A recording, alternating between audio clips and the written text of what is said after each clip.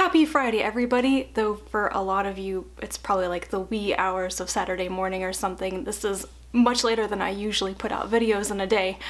And also it looks like the lighting is very strange. It feels very almost like cozy though, but that's because one of my lamps that I swing around to make it look like there's light broke this morning, and I had chunks of plastic and like concrete all over my carpet. Not the way I wanted to start Friday morning, that's for sure. And I went out to the store and they didn't have anything remotely similar, so I don't know what I'm gonna do.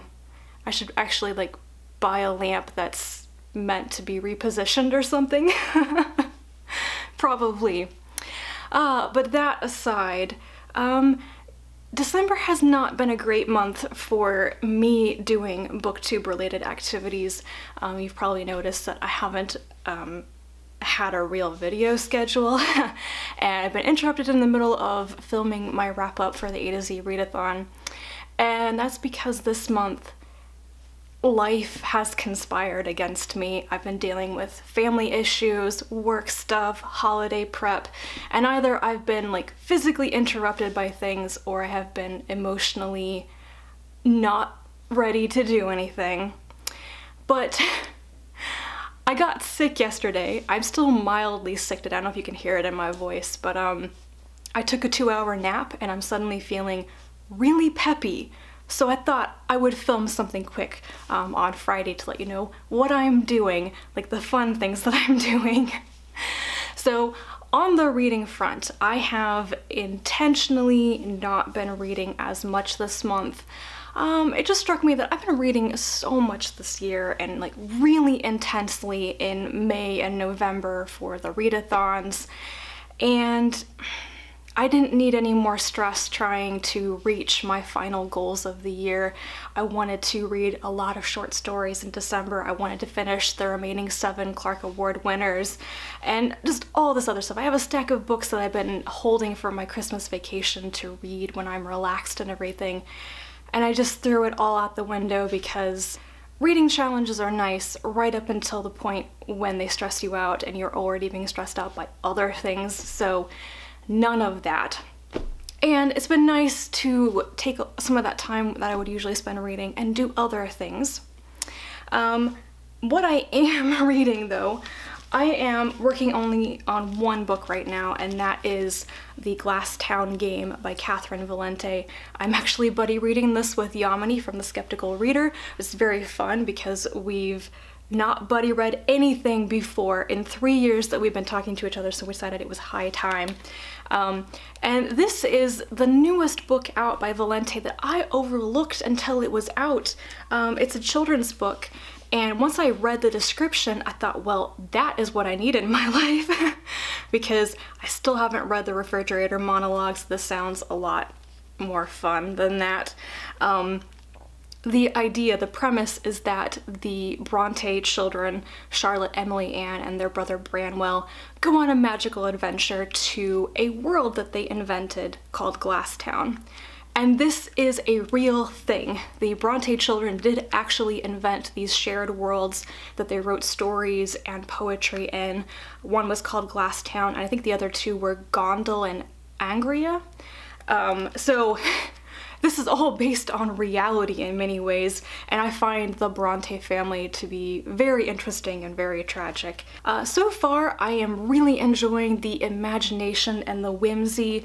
It's very similar to the Fantasyland series by Valente in that style and in the whimsy. But I think Yamini and I both noticed that there isn't much going on. It just feels like they're going from one spectacle to another without like a plot or a quest or something, and it's pretty long. It's like 500 pages long, so I still got like 300 pages left for something else to happen in.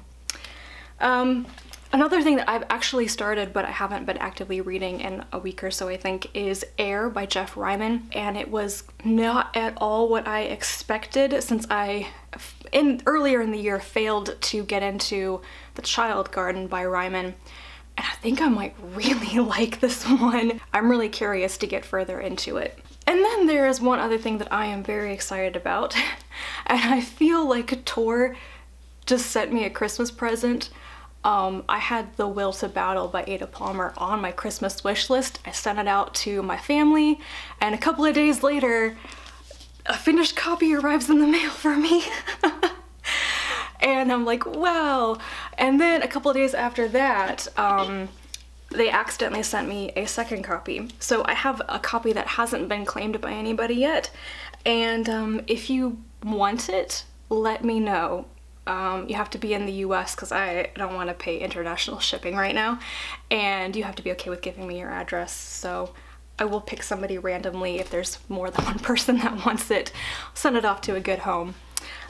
So that is all the books, but actually what I've been doing, let me grab my stuff here.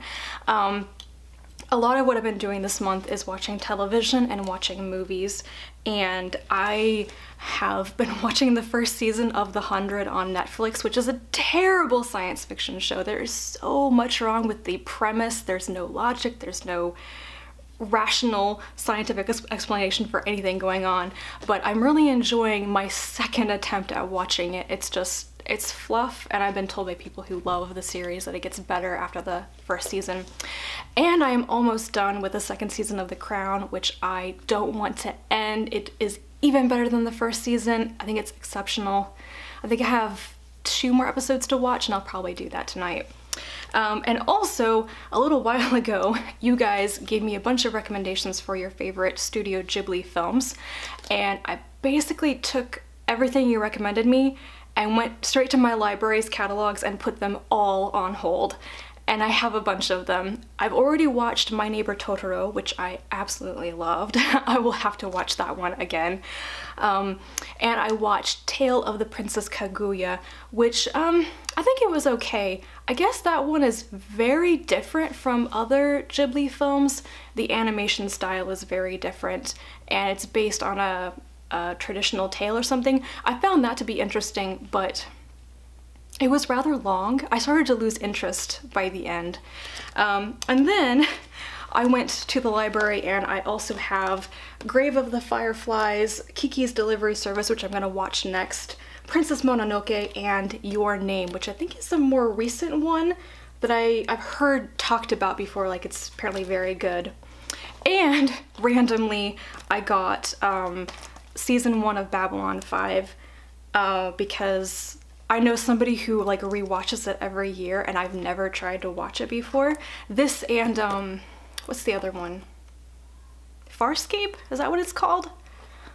I've always wanted to try watching them because I hear about them so much. So as you can tell, I have many things to watch.